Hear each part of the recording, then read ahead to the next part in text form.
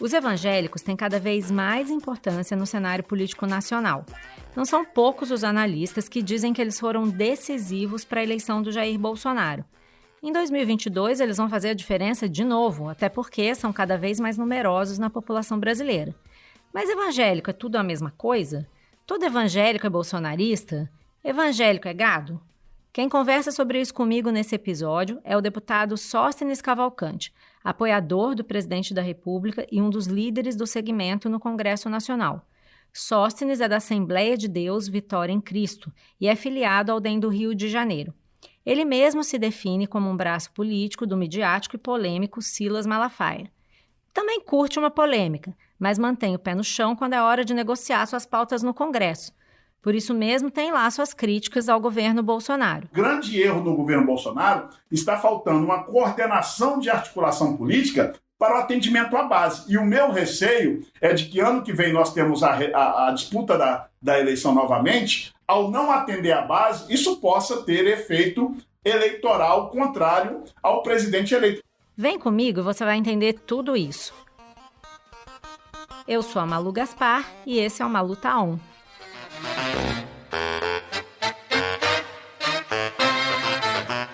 Oi, deputado Sóstenes Cavalcante, o senhor tá on? Lógico que estou on, Malu, com você sempre on. É isso aí, vamos ficar muito mais on, né? Então é o seguinte, deputado, eu chamei o senhor para essa entrevista por alguns motivos. E um deles é que já virou lugar comum dizer que os evangélicos são mal compreendidos, são estereotipados pela imprensa. Então a melhor forma de resolver isso é dar voz para os representantes dos evangélicos explicarem tudo bem direitinho para a gente, né? E como o nosso programa é sobre poder, o que eu mais quero é entender como os evangélicos se relacionam com a política, como eles exercem o seu poder. E aí eu já vou começar perguntando sobre o assunto mais quente hoje, que é justamente a escolha de um evangélico para um dos espaços de poder mais importantes da República, que é o Supremo Tribunal Federal. Nós somos terrivelmente cristãos. E esse espírito deve estar presente em todos os poderes. Por isso, o meu compromisso: poderei indicar 2 ministros para o Supremo Tribunal Federal. Um deles será terrivelmente evangélico.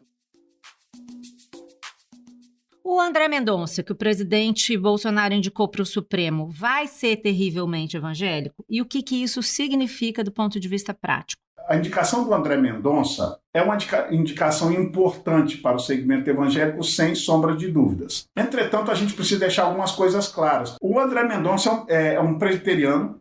A igreja presbiteriana é uma igreja muito pouco representativa desses 65 milhões de evangélicos. A igreja presbiteriana não ultrapassa 300 mil evangélicos no Brasil. Há de se deixar bem claro que a escolha do líder André Mendonça é pessoal do presidente Jair Bolsonaro. Ele veio ao governo, foi alçado ao governo por escolha do presidente, não sei quem o apresentou. Ele nunca fez parte e nunca triangulou nos parlamentares da Frente Evangélica e muito menos nas altas lideranças de grupos mais pentecostais. Então, ele é uma indicação pessoal do presidente da República, mas que representa, sim, o segmento evangélico por ser um pastor presbiteriano. Ele está sendo indicado como ministro do STF por seu currículo na área de direito, por ser um conhecedor amplo desta matéria. Ser evangélico é consequência natural. Os evangélicos somos cidadãos nesse país também. Nós temos nossos direitos, nós votamos, somos votados. E por que não ser um evangélico? Qual a dificuldade? Logicamente, ele vai lá para fazer o que ele se formou, o que ele aprendeu ao longo da sua vida, depois da sabatina no Senado e sendo homologado o seu nome, ele estará lá para cumprir o papel de juiz da Suprema Corte Brasileira, do STF. Espero que é isso que ele faça. Logicamente que todo e qualquer juiz da Suprema Corte, como a gente já vê alguns hoje, as suas crenças e valores também acabam tendo digitais nas suas decisões na corte. Sim, ele inclusive defendeu a abertura dos templos religiosos agora em tempos de pandemia, né? Ele fez essa defesa muito apaixonada. Lógico. Por quê? Porque faz parte de um conjunto de crenças e valores. Todo e qualquer ministro, e a gente não ignora, isso é da democracia, todo e qualquer ministro do STF, as suas decisões também são pautadas nas suas crenças e valores. Logicamente, por que é importante o ministro André Mendonça estar no STF para nós? Porque é uma pessoa que temos convicções que suas decisões também serão norteadas por tudo que ele aprendeu ao longo da sua vida de fé. Isso vai nortear, mas isso não vai o distanciar de fazer correto o que a nossa justiça precisa. O pastor Silas Malafaia, que é da sua igreja, Assembleia de Deus Vitória em Cristo, fez uma lista, ofereceu nomes para o presidente Bolsonaro ligados ao setor evangélico no passado, né? Então significa que vocês almejavam essa representação no Supremo. Quero deixar bem claro que nós nunca solicitamos isso ao presidente Bolsonaro. Ele que pós-eleição foi a alguns templos religiosos, algumas convenções, e ele ofereceu isto ao segmento evangélico, por ter sido o segmento evangélico muito leal e fiel na sua eleição. Os líderes se reuniram, fizeram uma lista tríplice com 3 nomes, levaram os currículos dessas 3 pessoas, líderes que avaliam a lista, pelo que eu vi de assinaturas, de 90% do segmento evangélico. Levaram como opção ao presidente, falou: presidente, olha só, já que o senhor ofereceu esta vaga a um representante evangélico, nós estamos trazendo 3 currículos para sua avaliação quando Vossa Excelência for escolher o nome. E foi dessa forma que foi levada uma lista, e na escolha agora ele preferiu, a opção dele foi escolher quem ele já conhecia de evangélico, que era o André Mendonça, e ignorou totalmente a lista tríplice levada pelos líderes evangélicos. E na outra vez também, né? Ele nomeou o ministro Cássio Nunes e vocês não gostaram. Sim, a indicação do ministro Cássio Nunes, nós não gostamos, e isso foi manifestação pública, porque o ministro Cássio Nunes nunca teve digitais de conservador. Essa foi a nossa frustração da primeira indicação, e acho que com o passar do tempo a nossa frustração só vem se confirmando, porque o Cássio Nunes realmente de conservador e de direita não tem nada. E na época teve um racha entre vocês, né? Porque a Igreja Universal apoiou a indicação do Cássio Nunes. A Igreja Universal, na minha avaliação, prestou um grande desserviço à comunidade evangélica, e eles fizeram uma nota de apoio totalmente destoada de 95% do segmento evangélico. Porque a Igreja Universal, é bom registrar, muitos acham que é uma igreja muito grande no meio evangélico. Malu, não é. A Igreja Universal, no censo de 2000, eles tinham 2 milhões de membros no Brasil. Se somos 65 milhões de membros, a representatividade deles é pouca em quantidade de membresia e voto, diríamos. Mas eles são muito fortes politicamente, né? Eles se concentram no partido político, né? Eu acho um erro eles terem um partido. Agora, reconheço que eles sabem, apesar de não serem tanta membresia, eles conseguem fidelizar o voto e colocar muitos parlamentares eleitos com uma votação expressiva. O outro detalhe que eu tenho que reconhecer e parabenizar a Igreja Universal é por conta de que eles são muito bons de mídia. Lógico, tem uma televisão própria e eles colocam seus templos nas principais avenidas. Isso dá uma observação de marketing, como que se são muitos e estão em todos os lugares ao mesmo tempo. Mas quando você vai para os números de fato, a Igreja Universal representa muito pouco do que é o segmento evangélico no Brasil. Dá para dizer que a Igreja Universal faz uma espécie de voto de cabresto? Dá para classificar assim, essa coisa de botar força nos políticos da Universal? É diferente para vocês esse tipo de comportamento? Olha, eu em período eleitoral, normalmente eu estou envolvido em outras campanhas. Seria leviano de eu afirmar, mas quando você faz uma análise friamente dos números, eles devem ter algum tipo de trabalho de fidelização de votos, de chegar ao eleitor, diferenciado das outras denominações, porque eles são tão poucos e elegem tantos com muitos votos. Então, há ali alguma metodologia ou forma diferenciada que eu acho que precisamos observar. Ou nós, das denominações maiores, como a Assembleia de Deus, aprender com eles, se o que eles fazem é certo, ou tem alguma prática ali que eu desconheço, nunca Seus participei. estudos de antropologia não chegaram nesse ponto, então? Ainda não cheguei no nível de descobrir. Estou estudando, algum dia quem sabe. Eu queria partir para um tema que é o governo Bolsonaro. Vez ou outra a gente ouve reclamações de líderes evangélicos quanto à representatividade que esse público tem no governo. O senhor acha hoje que os evangélicos estão adequadamente representados no governo Bolsonaro? O presidente Bolsonaro ganhou uma eleição praticamente sozinho, com um grupo muito pequeno ao seu redor de colegas da política, pouquíssimos. E acho que vários militares, mais militares, e um grupo de empresários que o ajudou. No governo Bolsonaro, nós temos vários ministros, por exemplo, evangélicos. Não é só o André Mendonça, nós temos a Damares, nós temos o ministro Milton da Educação hoje. Nós temos o ministro Fábio Farias, que também é evangélico. Lógico que esses ministros foram escolhas pessoais por algum motivo do presidente Bolsonaro. A Frente Evangélica nunca indicou nenhum ministro. E como frente, eu sou o contrário e entendo que os atuais presidentes, os últimos dois, também foram incisivos nisso em indicações de governo. Nosso trabalho é de apoio ideológico, não de apoio de indicações. Então nós não temos ministérios. Líderes evangélicos, a que eu saiba, um dos mais próximos dele, sem vanglória, é o meu pastor, o pastor Silas Malafaia. Se fala muitas vezes ao longo da semana, eles se comunicam muito, até porque o meu pastor foi quem fez o casamento do presidente Bolsonaro. Sim. A Michele, a primeira-dama, foi membro da nossa igreja por vários anos. Não existem indicações do meu pastor nem de ninguém, o que demonstra claramente que é o governo que ele escolheu de evangélicos por afinidades pessoais. Há uma representatividade forte dos evangélicos no governo? Há dedo e digital de políticos evangélicos ou lideranças evangélicas? Não. Agora, o senhor falou aí em apoio ideológico. Ideologicamente, a atuação desses ministros, principalmente o ministro Milton da Educação e a ministra Damares, ela é condizente com o que vocês esperam de alguém que apoia causas conservadoras, essa coisa ideológica que o senhor mencionou? Olha, eu sou base de apoio ideológico do governo e tenho autonomia, inclusive, para tecer críticas, para contribuir, não críticas.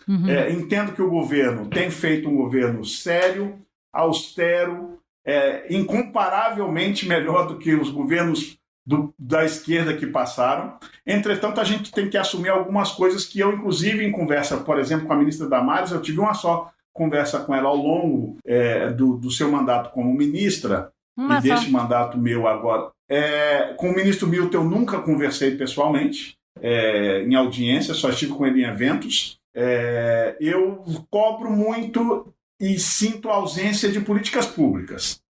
Eu entendo de que quando o PT e a esquerda esteve no governo, eles atenderam via Ministério da Cultura os pontos de cultura. Tinham mais de 55 mil pontos de cultura no Brasil todo. A maioria deles, com todo respeito aos governos da esquerda, eram militantes esquerdistas que faziam cultura. É um direito deles, ganharam a eleição, tem que atender suas bases. Eu entendo. Agora, quando chega um governo de direita que diz que os evangélicos foram os maiores responsáveis... Mas o senhor defende, então, que o quê? Que se faça núcleos, que o Ministério da Cultura foque financiamento em manifestações exclusivamente evangélicas?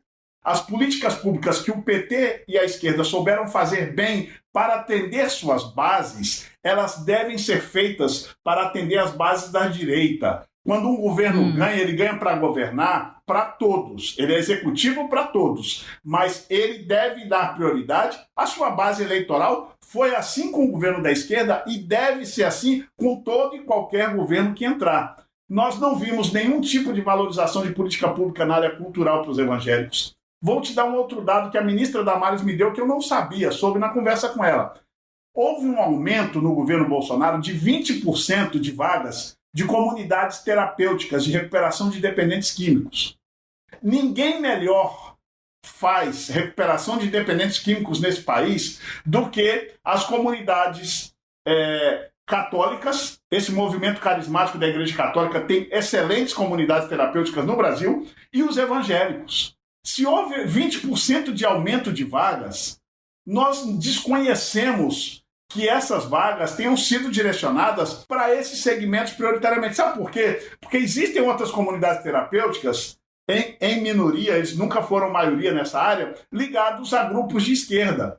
Aí eu pergunto, eu não tenho esse dado, até mandei recentemente um requerimento de informação ao Ministério da Cidadania, porque eu quero saber quais foram as entidades que tiveram 20% de aumento dessas vagas. Eu conheço centenas de milhares de comunidades terapêuticas no meu estado. Eu não consegui um aumento de uma única vaga para eles. Eu sou um parlamentar evangélico da base do governo, voto com o governo e não consigo atender minha base. Isso que eu falo que é falta de direcionar políticas públicas. Eu acho que o grande erro do governo Bolsonaro está faltando uma coordenação de articulação política para o atendimento à base. E o meu receio é de que ano que vem nós temos a disputa da eleição novamente. Ao não atender a base, isso possa ter efeito eleitoral contrário ao presidente eleito, porque as pessoas votam. Eu peço voto aos evangélicos para o presidente Bolsonaro, mas eles esperam algum tipo de política que chegue a atender essas pessoas. Então, por aí eu entendo que da agenda evangélica, muitas coisas que o senhor esperava ver implementadas não estão sendo implementadas. Assim, recentemente a gente viu o perdão de dívida, que eu já sei que o senhor não gosta que fale em perdão de dívida, anistia de multas das igrejas, de R$1 bilhão em dívidas ou multas, seja lá como é que for, com o fisco. Ficou para mim, então, a seguinte impressão: essa é a única agenda que andou? Não, eu entendo que as nossas agendas ideológicas, a gente tem um conforto com o presidente. Pelo discurso, o senhor diz. Em governo da esquerda, a gente vivia ali secando gelo com as questões de ideologia de gênero, de aborto, que toda semana era uma tentativa de aprovar. Né? Essas questões, com o governo no executivo, nós tivemos a zona de conforto porque pensamos iguais. A gente sabia que qualquer coisa que o parlamento aprovasse seria vetado pelo presidente da República e nós não teríamos problemas. Isso nos deu uma tranquilidade muito grande. Essa questão de anistia, essas multas indevidas, porque foram produzidas na sua ampla maioria e está provado pelos recursos vários que foram feitos junto à Receita Federal, foi uma das tantas táticas que a esquerda usou para perseguir o segmento evangélico e cooptá-lo para si. Essa correção era uma demanda que a gente já tinha de algum tempo, que realmente foi solucionado, e aqui eu quero deixar claro, não foi solucionado só pelo presidente da República, o presidente vetou, foi solucionado pelo Congresso Nacional. Nós votamos a anistia, o presidente vetou e nós tivemos que derrubar o veto. Então, não vamos deixar esse crédito somente ao governo. Os parlamentares da bancada evangélica na Câmara e no Senado fizeram bem o seu trabalho, e não só os evangélicos, porque existia multas também a igrejas católicas, ao segmento judeu, várias multas indevidas. Todas elas foram perdoadas. Todas elas tiveram problemas com o fisco. E nós resolvemos para todas, nós não resolvemos só para o segmento evangélico, que fique claro. Esse foi um trabalho muito intenso, que contou com a participação do Congresso Nacional. Agora, nas outras pautas, em especial as políticas públicas transversais de todos os ministérios, eu acho que o governo deixa muito a desejar e precisa melhorar muito. Que me leva à questão eleitoral, né? O senhor falou aí que as suas bases se ressentem disso, reclamam, querem ver uma presença maior do governo Bolsonaro nesse dia a dia do evangélico. A última pesquisa que mediu as tendências de opinião dos evangélicos foi a do Datafolha, de abril, que mostrou Bolsonaro e Lula empatados, com mais ou menos 30% de intenção de voto no primeiro turno e 45% empatados em 45% no segundo turno. A gente já está vendo aí alguns movimentos de alguns líderes evangélicos, né? O pastor Manuel Ferreira, também da Assembleia de Deus de Madureira, foi conversar com Lula. Recentemente teve um jantar do deputado Marcos Pereira, que é da Universal, com o Guilherme Boulos, do PSOL. Dá para dizer, então, que a convergência que houve em 2018 em torno do Bolsonaro não vai mais se repetir por conta desses problemas que o senhor elencou? Não, por parte da liderança evangélica, eu te garanto que, apesar desses dois encontros, eu conheço muito bem e respeito muito o bispo primário Manuel Ferreira da Assembleia de Deus de Madureira, e tenho convicção de que foi só um encontro de amizade, porque ele tem uma longa amizade com o presidente Lula. Eu não acredito que a Assembleia de Deus de Madureira daria esse apoio. Eu não acredito, honestamente, na minha avaliação, não. Da Igreja Universal, eu não falaria a mesma coisa, porque há de se lembrar que o ex-prefeito Crivella foi ministro da pesca da ex-presidente Dilma, e durante todo o tempo que durou o governo da esquerda, o PRB e os parlamentares da Igreja Universal foram base de apoio do PT. Meus amigos e minhas amigas do Rio de Janeiro, Marcelo Crivella sempre trabalhou pelos mais carentes, seja como missionário, seja como senador. E agora ele está preparado para realizar a sua grande obra e vencer o seu grande desafio.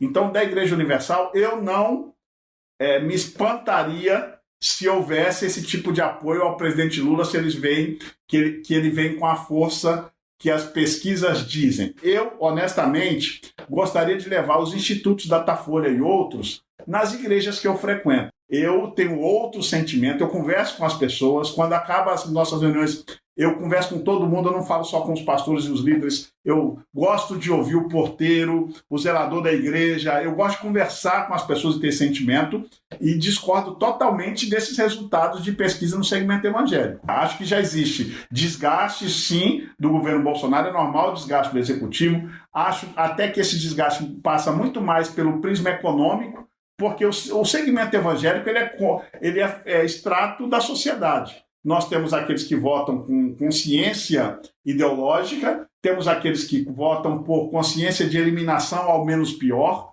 e temos aqueles que ainda votam aquele famoso voto do estômago, né? Os que votam com a barriga, os que votam pela economia. Esses que votam com a barriga, nós temos que reconhecer que o momento da economia, por conta da pandemia, é um momento que dificultou a vida dessas pessoas. E aí elas começam a entrar, a fazer aquele paralelo. Na época do governo anterior, eu viajava mais, eu me alimentava melhor. Os preços do supermercado caro e tudo que vem acontecendo, na minha avaliação, muito mais por conta da pandemia do que por conta da política econômica, ela reflete também, diria que diminuiu sim um pouco o apoio, mas nada de meio a meio, como dizem essas pesquisas. Honestamente, eu que converso com o segmento evangélico, eu meço muito isso também, minha equipe de comunicação pelas redes sociais, que é amplamente seguida por evangélicos, e quero dizer de que discordo totalmente. Ainda Bolsonaro tem uma larga frente no segmento evangélico de apoio de votos. Mas tem um fator novo agora, eu não sei o quanto o senhor considera ele importante, que é a questão das denúncias de corrupção, né? A gente sempre ouvia dizer que esse apoio ideológico ao Bolsonaro, se havia alguma coisa que poderia abalar esse apoio, seriam denúncias de corrupção. A gente está vendo aí toda hora no noticiário relatos sobre reunião para discutir propina em vacina, pressão para importação de vacina. Até que ponto isso afetou? Sem dúvidas, mas o público evangélico é inteligente. Olha a diferença do que você está falando para governos anteriores. Suspeitas, possíveis corrupção, possíveis compra de vacina que não foi pago denúncias. Denúncias. Isso. E todos nós sabemos que não existiu corrupção porque não houve compra. O público evangélico é inteligente, eles sabem. Mas existiu direcionamento. É diferente do governo do PT, que devolveram, as empresas que fez acordo de leniência, devolveram bilhões de reais, que a Lava Jato fez montanhas de dinheiro para mostrar, ali está a prova. Se alguém tem dúvida que houve roubalheira e que o governo mais corrupto da história foi os governos da esquerda, é só ver o que a Lava Jato arrecadou de dinheiro devolvido, sem saber quanto foi para outros lugares. Este agora está sendo investigado para ver se houve oferecimento. Mas a vacina ela foi comprada, agora... ela não foi entregue, né? Porque mas houve um empenho no caso da vacina indiana, 1 bilhão e 600 empenhados. Foi comprado, houve a negociação, compraram lá a vacina. Comprado. Você compra alguma coisa que não paga, Malu? Mas eu vi o empenho. Não existe compra sem pagamento. Eu quero te dizer que no direito público, empenho não é desembolso, não é pagamento. Todos nós sabemos disso. Havia um processo, mas foi fechado o contrato. A gente está falando do ponto de vista político, não estou falando da jurisprudência, estou falando do que isso significa.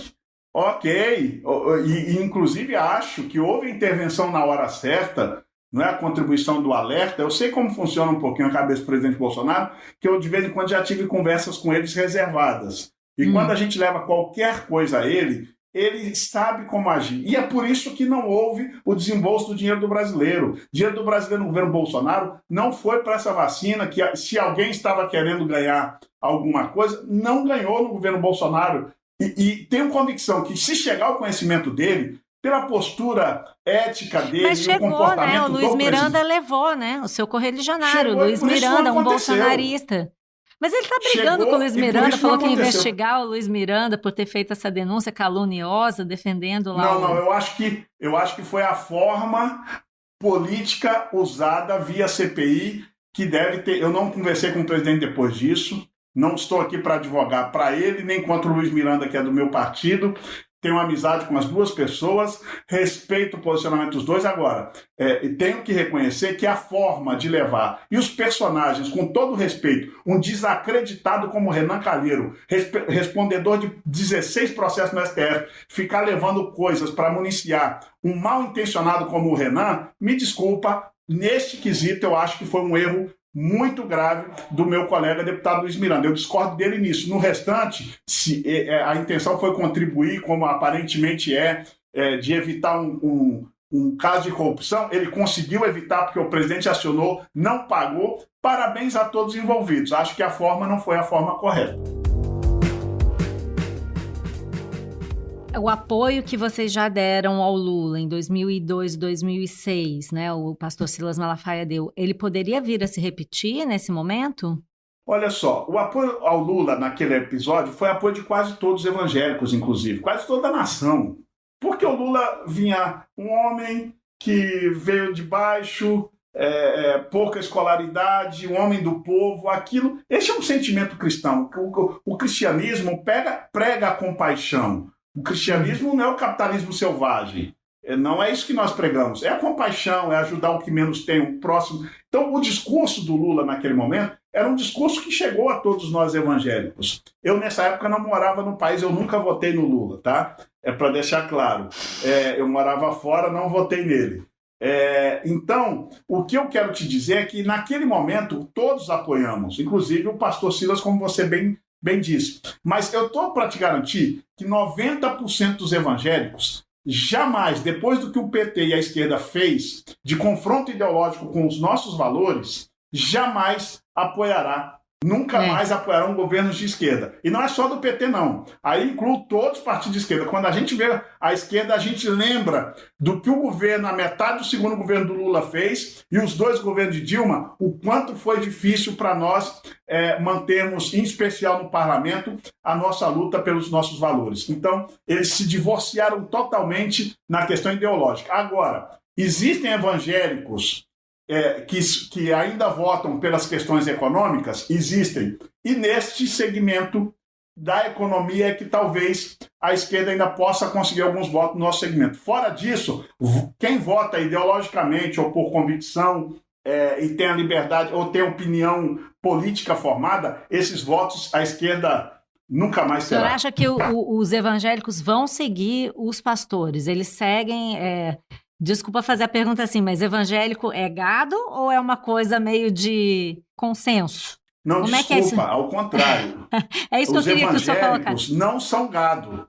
E até agradeço a sua forma de perguntar, porque eu acho que a gente tem que usar a linguagem do povo. O evangélico é muito crítico. A igreja evangélica, por origem e por análise antropológica, ela motiva o senso crítico das pessoas. Então, evangélicos não são gados. Não é o líder que diz e todo mundo obedece. Não é dessa forma que funciona no segmento evangélico.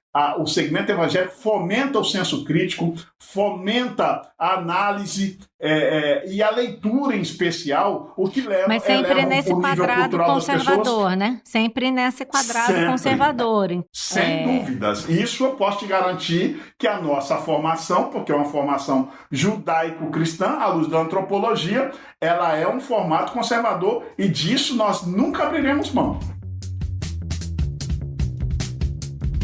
Agora eu queria falar de uma outra coisa que eu acho muito importante, que é uma experiência que eu sei que foi marcante na sua vida, que o senhor teve um Covid grave no ano passado, né? E várias pessoas da sua família também, e infelizmente o senhor perdeu a sua mãe para a doença. E eu queria saber no que essa experiência mudou a sua compreensão sobre a pandemia, porque a gente sabe que antes de ficar doente, o senhor fazia postagens bem anti-isolamento social. Eu queria saber se mudou, assim, a sua vivência mudou a forma como o senhor via a doença e a pandemia? Mudou a minha vida. Eu acho que quem passa por 11 dias de UTI, eu nunca quebrei um dedo na vida. Eu tive que rever muitos conceitos pessoais. Com relação à pandemia, eu sempre fui muito responsável nos cuidados de higiene de mão, de uso de máscara, à medida do possível, distanciamento social. Agora, eu sempre fui e continuo sendo crítico ao isolamento social enganoso que os governos brasileiros implementaram. O pobre, que depende de trabalhar e de colocar o seu pão à mesa no dia a dia, continuou trabalhando normalmente. Os únicos que conseguimos fazer isolamento social somos os que temos salário fixo no final do mês tranquilamente. Ninguém se preocupou com essas pessoas. E aí sim, houve um atraso da ajuda do auxílio emergencial para que essas pessoas pudessem fazer isolamento social, que a minha crítica estava na forma. Era preciso isso, né? Que desse o auxílio para que as pessoas pudessem ficar em casa. Logo de início, nós precisávamos fazer um isolamento social correto, não a enganação que foi feita. Então a minha crítica sempre foi essa. Como é que pode a gente ter que ter 2 metros na fila de um avião e todo mundo depois entrava dentro da aeronave, um colado ao lado do outro? Isso para mim é hipocrisia. O que Mas eu não houve suportei... aí um problema de coordenação, que o governo federal era completamente contra, enquanto os governadores defendiam e ninguém conseguia definir uma estratégia única que pudesse realmente proteger as pessoas? Malu, não foi o governo Bolsonaro que boicotou isso? Uma coisa que eu vou concordar contigo em gênero, número e grau. Quem começou esse erro? Eu me lembro que nos primeiros dias de pandemia, eu me isolei. Eu tenho uma família amiga em Nova Friburgo, no distrito de Salinas, que é o 3º ou 4º distrito da cidade, que é uma zona rural. Eu fiquei lá, acho que uns 30 dias, no início da pandemia. Votava e participava da sessão, como era online, de lá. Nos 5 primeiros dias, eu ligava todos os dias, por volta de 00:30 da manhã, ao ministro Mandetta, que era o ministro da época. Falava: Mandetta, do seu partido, me desculpa, inclusive. Eu não tenho experiência nisso, eu só sou um curioso, mas eu estou preocupado. Você quer promover fechamento de comércio e de tudo, de uma vez só num Brasil de dimensões continentais. São 5.700 e tantos municípios. Meu amigo, você vai quebrar tudo. E o vírus só vai chegar nos pequenos municípios daqui 2 meses. Para que não dá para criar um método? Eu perguntava, eu dialogava com meu amigo Mandetta. Amigo, eu acho que você tem que criar um método. Tantos % dos leitos UTI ocupado, fecha aquele lugar. Mas você fechar tudo, isso não vai funcionar. Até no 5º dia que eu vi que ele ficou muito chateado com os meus questionamentos, parei e nunca mais liguei para o Mandetta. Até ele deixar de ser ministro. Depois que deixou de ser ministro... Mas o presidente era o Bolsonaro, né? Não era o Mandetta. Mas deixa eu te explicar, Malu. E aí eu conversava com o Mandetta, que é quem, desde o início, fazia coletiva todos os dias, passava orientação. E aí eu reconheço, pode ter havido divergência entre Bolsonaro e Mandetta? Pode. Mas aí vem um episódio que eu acho que é o maior responsável por tudo isso. Uma decisão esdrúxula, mais uma, lamentavelmente, do STF, em tirar do presidente da República e do governo federal as ações delegando isso a estados e municípios. Aí sim virou uma bagunça essa pandemia. Mas isso não foi uma reação à atitude do presidente que dizia que era tudo uma gripezinha e não queria ouvir falar em isolamento? Ótimo. Eu entendo que talvez a intenção do STF tenha sido essa que você colocou, a resistência do presidente. Eu até concordo parcialmente. Mas a decisão do STF ajudou a resolver o problema? Com o passar do tempo, nós vimos que não ajudou em nada. Aí hoje fica confortável para o presidente da República me tirar nos poderes e eu repassei o dinheiro. Parece que ele é uma vítima, mas ele não é. Ele é o mandatário da nação. É isso que eu te falo. Com a decisão do STF, deu a ele essa possibilidade de hoje estar falando isso. Alguns creem no que ele fala, outros, como você, não creem. Respondendo pontualmente sua pergunta, eu quero dizer, o que eu pensava no início, antes de eu ter, e te digo, O vírus não é brincadeira, o vírus é sério, e eu sempre falei isso antes de me contagiar. Depois do meu contágio, só confirmei. Eu tomei todo esses medicamentos que falam. Eu tenho uma irmã médica que me tomei. Eu tenho uma irmã médica, meu pai e minha mãe, que inclusive faleceu. Não existe remédio para Covid, tá? Eu posso garantir isso. Então não tem que tomar medicamento? Não sou contra medicamento, eu sou a favor da autonomia médica. Você tem sintomas? Vá ao médico. Se o médico te receitar qualquer que seja o remédio, tome. Para isso ele estudou. Se o médico não te receitar nada, não tome. Siga a orientação médica. Eu sempre defendi isso antes de me adoecer e continuo defendendo a mesma coisa. Eu não mudei por causa do meu episódio. Agora, uma providência simples que todos os médicos recomendam é que se use máscara. E o nosso líder maior, o presidente Bolsonaro, não usa máscara, vai em aglomerações, promove, inclusive, muitas aglomerações. O senhor acha que isso é uma atitude responsável? Não, eu acho que é uma atitude errada do presidente Bolsonaro. Apesar de entender parcialmente por que ele faz isso. Como tudo do vírus da Covid-19 é muito duvidoso, inclusive alguns questionam se a máscara realmente protege ou não, mas ante a dúvida, eu prefiro o excesso.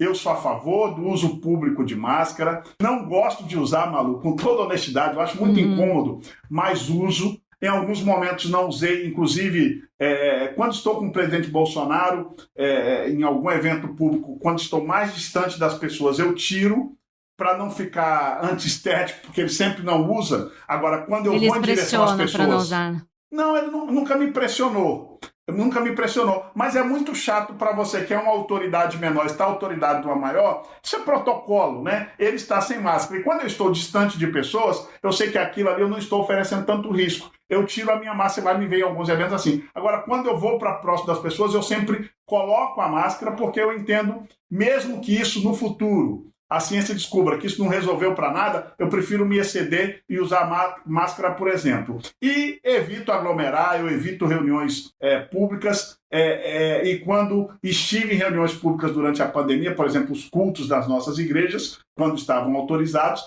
todos eles eram com distanciamento social, ou quando se juntavam somente os membros da família nuclear. Então, eu sou a favor de respeitar todas as regras de segurança e defendo isso sem nenhum problema, e acho que o presidente, quando aglomera e quando deixa de usar máscara até para ser exemplo, ele comete um erro durante a pandemia. Eu acho que esse é um dos erros dele. O senhor, às vezes, protagoniza algumas polêmicas brabas com gente do seu próprio ramo. Outro dia foi o Roberto Jefferson, vocês brigaram pela internet. E, por outro lado, é super carinhoso com alguns deputados da esquerda, que o senhor mesmo falou que são opostos ideológicos, né? E aí era uma perguntinha básica, assim, como é que o senhor escolhe os seus amigos? Religião, amigos à parte, é isso? Como é que é? Com certeza, eu tenho muitos amigos, e uma surpresa que eu queria te falar, eu não vim da política, eu não tenho familiares direto político mais próximo, que eu tenho um primo terceiro, que foi o Tenório Cavalcante, que foi deputado federal, prefeito em Duque de Caxias. Eu pensei que ao ir para a política eu não ia conseguir novos amigos. E a política me deu bons amigos. Amigos não evangélicos, amigos de outros credos religiosos, de ateus. Eu consigo conviver com todas as pessoas sem nenhum tipo de problema. O desentendimento com o Roberto Jefferson não foi um desentendimento pessoal, porque para mim o Roberto Jefferson é um dos tribunos mais eloquentes e qualificados oradores que conheci na vida política.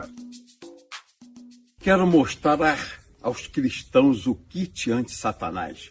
O Satanás quer fechar a igreja para impor o comunismo no Brasil. Kit anti-Satanás. E agora, o nosso embate foi ideológico. Eu, honestamente, nunca me lembro na história de Roberto Jefferson dele ser conservador. Nunca. Ao contrário, o PTB e Roberto Jefferson sempre foram aliados de todos os governos que para trás ficaram. Agora, essa onda conservadora, sobrenatural que veio sobre ele, eu coloco uma interrogação. Espero que seja conservador de verdade, que não seja um oportunismo por causa da onda. Inclusive, quem sou eu? Até porque, de formação, eu sou um pastor também, eu não questiono a fé de ninguém. e agora ele ser batizado, para mim foi uma realização pessoal. Espero que a fé, o novo momento de fé na vida do Roberto Jefferson esteja fazendo muito bem. Agora, ele, na onda conservadora, quando a gente precisa do voto do PTB, o PTB vai lá e vota como votou nos 2 últimos casos, tanto da questão da maconha supostamente medicinal e o outro voto que aconteceu, que foi o motivo do nosso desentendimento em redes sociais, é lamentável. Eu espero que o PTB realmente tenha dignidade, já que assume o seu presidente nacional, que agora será um partido conservador de direita, que assim o seja, que não seja só no discurso eleitoral e na prática não aconteça. Muito bem, Sóstenes Cavalcante tá on. Bem on. Estou on com a Malu. É isso aí. Sempre, valeu, com você deputado. sempre, Malu. Foi muito ótimo obrigado pela papo. honra. Valeu, um abraço, deputado. Até a próxima. Até mais, tchau, tchau.